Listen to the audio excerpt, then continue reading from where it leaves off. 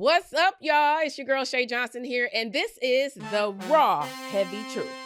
All right, you guys, let's get into it. First of all, my co-host, love her so much, Amada is not here. Today's topic and what we're getting into is the word friendships. I wonder why. Since the topic today is about friendships, I think because you kind of watched me over the years, you understand that my loyalty runs very damn deep when it comes to friendships. And I honestly feel like I go overboard with the situation because I'm going to have your back if you're there. I'm going to have your back if you're not there. And somewhere in my Shay mind, I think that everybody acts like me when it comes to friendships. I'm with the loyalty. I'm down with if you don't like them, I don't like them. You know what I mean? I'm having your back wrong, right, or indifferent. And there's not a lot of people out here that you really can meet like that. I haven't met too many Shays. Have you? I guarantee you, if you think about it right now, how many down friends that you literally have had throughout your entire life up until now? How many? I can count on my one hand right now. How many people has literally been down with me, has had my back? I don't got to question nothing. And it's probably not who you think it is, or it could be. I don't know. But anyway, let's get back into over the years. You've watched my friendships on multiple different shows, and I've had people's back, and I don't think it was leveled, the friendship. I don't think they gave me the same energy that I've given. Let's talk about it. Love and hip hop. One person I will say that I still talk to this day is Nikki Natural. From the day that I met that girl on Love and Hip Hop, she has just been funny, fun. Everything she said is who she is. And the girl literally had my back. And it was a lot of people that didn't like her on the show, but she didn't do anything to me. And the people that she had beef with, I wasn't really their friend. I was just more so associated with everybody.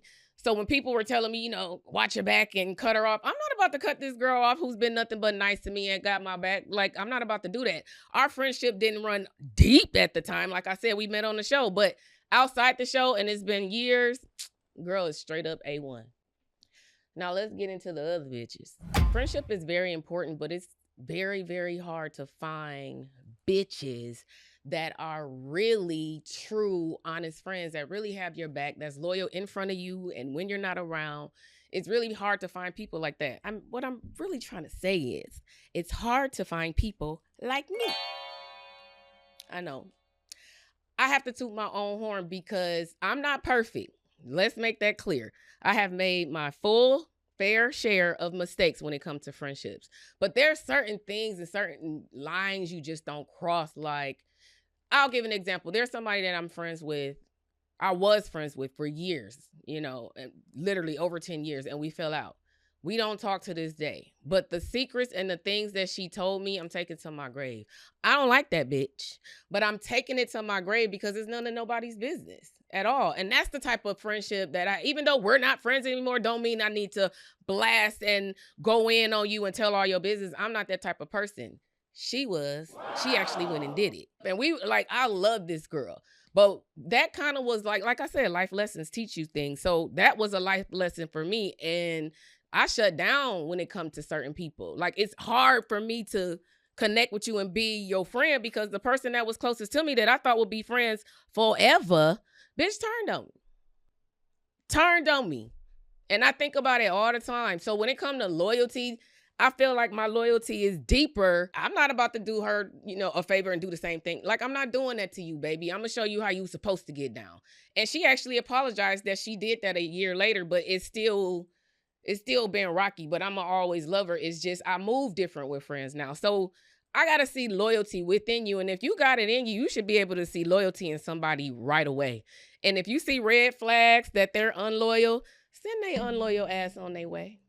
When it comes to television, it is so hard, and I learned it the hard way. It is very hard to trust anybody you're working with on a set because their whole intentions are to put themselves first by any means necessary to stay on the show.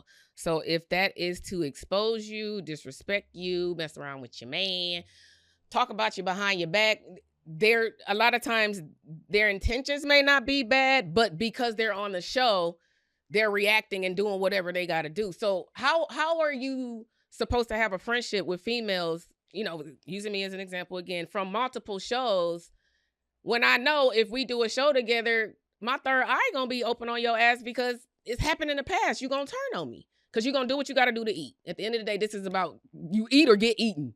You know what I mean? That's how people look at it. There is no in between. If they have to disrespect you and step all over you, they're gonna do it. It's been done to me. Man, when I tell you, doing TV, it taught me so much.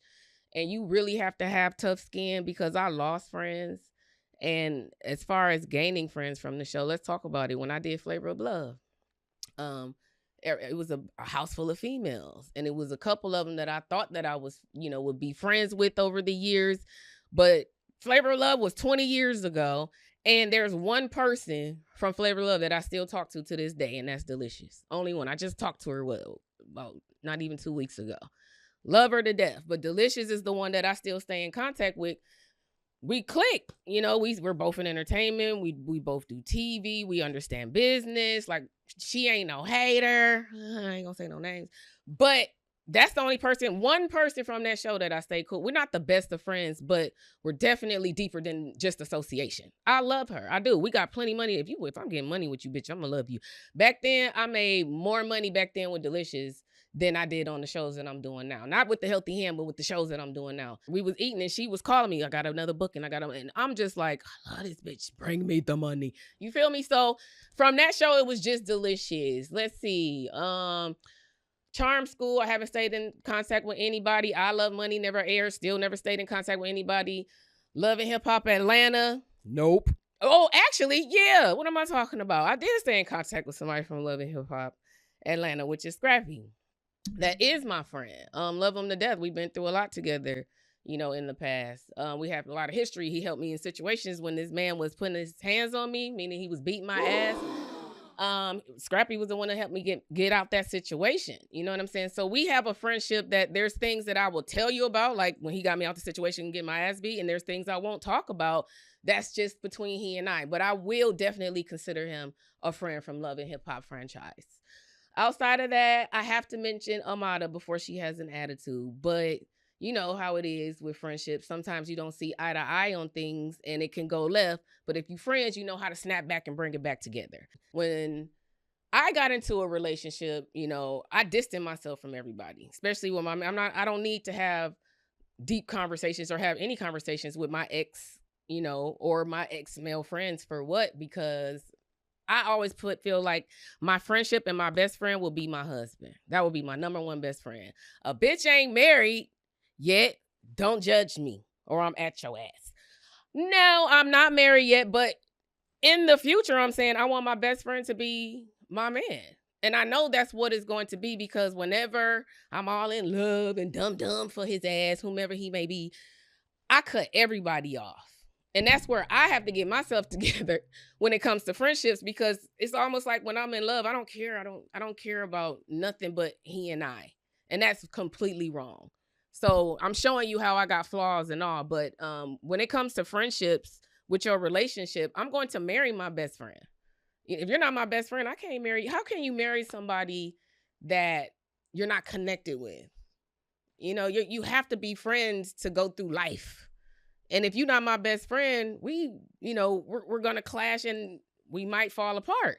So what I'm marrying you for if you're not my best friend? So yes, I want my best friend to be my man. As far as a homegirl and a female best friend, the closest thing I would have said was Amada, and my mama. Because you bitches ain't shit. Y'all really will be in a bitch business and then turn around the next minute and talk about me as if we just wasn't cool. It's hard being on TV and having real friendships, because people want to use your name for clout. You know what I'm saying? Go against you, go against the grain, jump on another person's team. You know what I mean? Like it's hard to find that loyalty on TV. So at this point, I don't even look for it anymore. The hell with all you hoes. Maybe it's just, like I said, Amada, we are in and out of friendships, but I love her regardless whether we cool one day or we not the next day. I still love her regardless, But outside of that, I cannot name nobody on TV that that I did TV with, like we were on the show together. Of course, I have a couple outside the show. Like my Jen is, come on now, that my Jen is my manager, my friend, my sister in Christ. Jen is like my everything. I tell her, that's one person I tell the most to outside of Amada. So when it comes to a relationship, be careful with who you choose to be your friend, who you choose to be your partner. And if it's not your best friend and you don't feel it, send that nigga up the road. Send him on his way, because there's something missing. The word marriage should not be involved. I mean, say if I marry Fabo, let's get into Fabo, because y'all like hearing me talk about Fabo.